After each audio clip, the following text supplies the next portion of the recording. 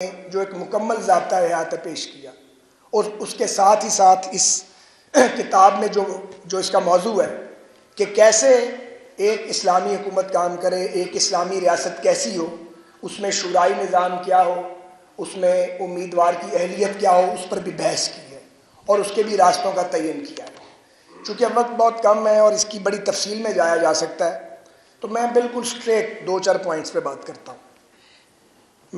مجھے 7 بار تقریباً اسمبلیوں کا ممبر بننے کا موقع ملا ہے، اور میں آپ کو اپنا ذاتی تجربہ بتانا چاہتا ہوں کہ جب آپ ووٹ مانگنے جاتے ہیں اور اپنی تعریف کرتے ہیں تو شرم آتی ہے اپنے آپ سے کہ یہ ہم کر کیا رہے ہیں، اپنے آپ کو خود ہی پیش کر رہے ہیں۔ تو میں اس مرحلے سے بار بار گزرا ہوں اور بڑی سخت ندامت ہوتی ہے جب آپ کو اپنے مخالف پہ تنقید کرنی پڑتی ہے اور وہ موجود نہیں ہوتا، یا تو وہ موجود ہو تو وہ اپنا دفاع کرے، اور آپ اپنی اور اپنی پارٹی کی تعریفیں کر رہے ہوتے ہیں، بعض اوقات سچ بولتے ہیں، بعض اوقات جھوٹ بولتے ہیں۔ تو جہاں جھوٹ آ جاتا ہے وہاں کام سارا خراب ہو جاتا ہے اور حلال کام بھی حرام ہو جاتا ہے۔ تو یہ اس ملک میں عمل بڑے عرصے سے جاری ہے۔ دوسرے، میں یہ سوچتا ہوں کہ یہ جو مغربی جمہوریت کا ماڈل ہمیں بنا کے دیا گیا ہے، کیا کہ یہ پاکستان میں کوئی انڈیجنس ماڈل بن سکتا ہے یا نہیں بن سکتا ہے، کیونکہ یہ تو سرمایہ دارانہ جمہوریت ہے۔ تو اور اس میں تو سب کا ووٹ برابر ہے، ایک تعلیم یافتہ کا، ایک صاحب کردار کا اور ایک فاسق و فاجر کا، سب کا ووٹ برابر ہے۔ یہ سوالات ہیں جن کے جوابات جو ہیں وہ ملتے نہیں ہیں، لیکن جب آپ حضرت سید مولانا مودودی رحمۃ اللہ کے افکار کا گہرائی میں جا کے اس کی عمیق گہرائی میں مطالعہ کریں تو آپ کو بہت سے سوالات کے جواب ملتے ہیں۔ لیکن اب مسئلہ یہ ہے کہ تقریباً 5 دہائیاں اوپر ہو گئی ہیں اور دنیا میں سیاست کا چلن بدل گیا ہے۔ تو میں بڑے عاجزی کے ساتھ امیر محترم کی خدمت میں، مجھے کہنا چاہیے یا نہیں، لیکن جب بات آتی ہے میں کہے بغیر رہ نہیں سکتا، تو میں بڑے ادب سے آپ کی خدمت میں ملتمس ہوں کہ جماعت اسلامی کی شورا کو اس پہ بیٹھ کے ضرور غور کرنا چاہیے، کیونکہ آپ کے پاس اب اگلے 100 سال نہیں ہیں۔ بطور ایک پولیٹیکل ورکر کے مجھے نہیں لگتا کہ پاکستان کے پاس اب 5-6 دہائیاں اور موجود ہیں، معذرت کے ساتھ۔ اللہ تعالیٰ اسے قیامت تک قائم رکھے، لیکن جو ظلم عظیم ہم نے اپنی ریاست کے ساتھ کیا ہے، بہت زیادہ وقت نہیں ہے۔ تو جماعت اسلامی تو ایک جماعت موجود ہے، منظم قافلہ موجود ہے سرفروشوں کا، اور ہم آپ کے دائرے سے باہر ہیں، لیکن آپ کے بہت بڑے مداح ہیں۔ ابھی پرسوں چوتھ میں نے ہائی کورٹ میں ایک تقریر میں کہا ہے کہ ایک ہی جماعت جمہوری جماعت ہے، وہ جماعت اسلامی ہے، جہاں ووٹ کے ذریعے آپ اپنے امراء کا اور اپنے ذمہ داران کا تعین کرتے ہیں۔ لیکن میں عرض یہ کرنا چاہ رہا ہوں کہ یہ کافی نہیں ہے، اور جو سوچ سید ابوالعلا مودودی نے دی ہے ایک نظام حکومت کی اور اسلامی ریاست کی، اس کی تشکیل کے لیے شاید اس دھرتی پہ اب غیر محدود وقت نہیں ہے۔ سو ضروری ہے کہ آپ تحریک اسلامی سے وابستہ لوگوں کو، یا ان لوگوں کو جو آپ کے ڈسپلن میں نہیں ہیں مگر آپ کی سوچ رکھتے ہیں، وہ NGOs ہیں، وہ افراد ہیں، یا وہ مختلف تنظیمیں ہیں جو کام کر رہی ہیں خیر کا یا دین کے فروغ کا، ان کے ساتھ کوئی نہ کوئی اپنی نیٹ ورکنگ کا راستہ بنائیں، تاکہ جس صالحین کو آپ تلاش کر رہے ہیں وہ پروسیس ذرا سپیڈ پکڑے اس کا۔ اسی طرح متناسب نمائندگی پہ پراچار صاحب نے لکھا ہے کہ یہ ہمارا نعرہ تھا اور ابھی تک ہمارا نعرہ ہے۔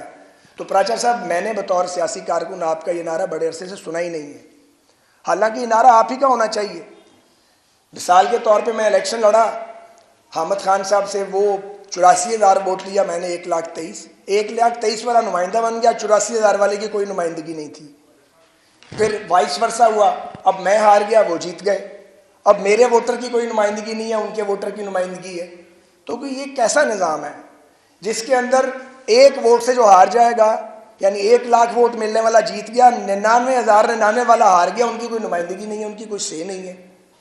تو اس پر تو بڑی شد و مت سے بحث ہونی چاہیے، کیونکہ مجھے لگتا یہ ہے کہ متناسب نمائندگی کا نظام نسبتاً بہتر ہوگا، کیونکہ پھر ذمہ داری سیاسی جماعتوں کی قیادت پہ آ جائے گی، 10-12 لوگوں پہ۔ اگر وہ غلط لوگوں کی سلیکشن کریں گے تو وہ پھر کانٹوں کا ہار ان کے گلے میں ڈل جائے گا، لیکن جب آپ کروڑوں لوگوں کو یہ اختیار دیتے ہیں تو وہ ایکسپلائٹ ہو جاتے ہیں۔ 70 کے الیکشن میں بھی لوگ ایکسپلائٹ ہو گئے تھے، اور جنہوں نے جدوجہد کی تھی ایوب خان کے خلاف وہ سارے فارغ ہو گئے تھے، اور جنہوں نے ان کی گود میں پرورش پائی تھی وہ اس ملک کے حکمران بن گئے تھے۔ اور اس کے بعد جب یہ پروجیکٹ عمران آیا تو اس وقت بھی یہی ہوا، تو یہ تو آئندہ بھی ہوتا رہے گا۔ آپ ہم سے یہ توقع نہ کریں جو مین سٹریم جماعتیں کہی جاتی ہیں کہ ہم کوئی ماڈل بنائیں گے, کوئی تھنک ٹینک بنے گا اور ہم اس کا حل تلاش کریں گے. ہمارے پاس تو اتنا ٹائم ہی نہیں ہوتا.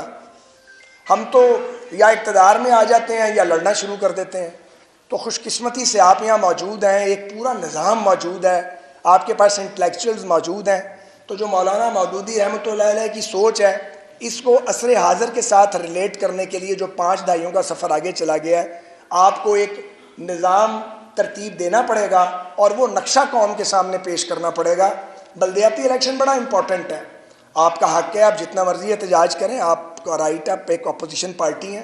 لیکن میرا یہ خیال ہے, میں غیر جانبدار ہو کے بات کرنے کی کوشش کر رہا ہوں, کہ جو سوچ اور فکر حضرت سید مولانا ابو الاعلیٰ مودودی رحمۃ اللہ نے دی ہے کہ ایک اسلامی ریاست کیسی ہو, ووٹر کی کوالیفیکیشن کیا ہو, شورائی نظام کیا ہو, اور وہ شورا کیسے ترتیب پائے گی, اور وہ لوگ کہاں سے آئیں گے, ان کی تلاش کے لیے اب لامحدود وقت نہیں ہے. اس لیے میرا خیال ہے کہ آپ کو اپنی حکمت عملی پر مزید غور و خوض کرنا چاہیے.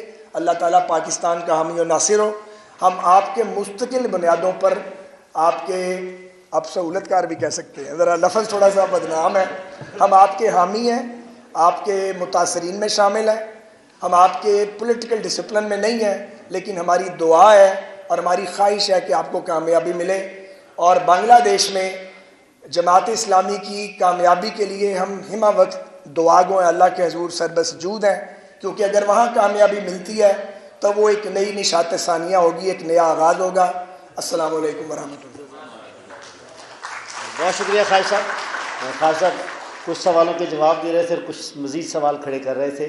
میں درخواست گزار ہوں جناب لیاقت بلوچ صاحب سے, نائب امیر جماعت اسلامی پاکستان محترم لیاقت بلوچ صاحب تشریف لائیں اور اپنے جو ہے کہ ایک ساتھی, اپنے دوست کے متعلق ان کے اظہار خیال فرمائیں. جناب لیاقت صاحب.